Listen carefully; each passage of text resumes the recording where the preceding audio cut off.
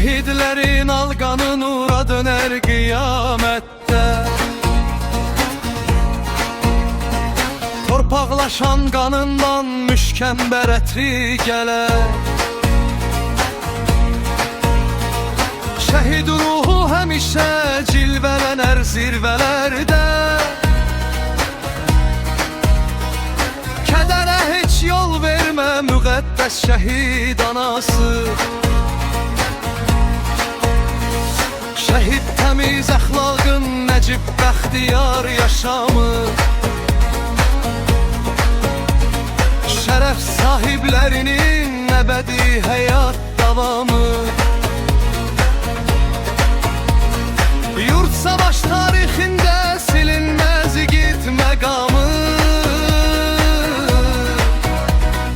Gəl bu dərdə baş əymə müqəddəs şəhid anası. Sənin igid övladın yurdun azad el qurbanı. Sınsa da heç əyilməz çox kamil şəhid imanı. Sədaqətli oğullar qoruyur Azərbaycanı. Daha yetər qəm yemə müqəddəs şəhid anası. Sənin oğlun behiştlik şəhidə yasal ağlama.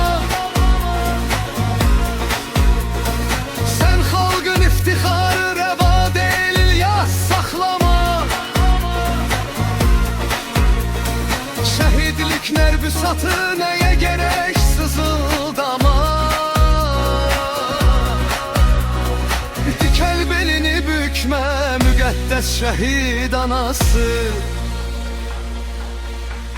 Sənin igid övladın yurdun azad el qurbanı. Sınsa da heç əyilməz çox kamil şəhid imanı. Sədaqətli oğullar qoruyur Azərbaycanı.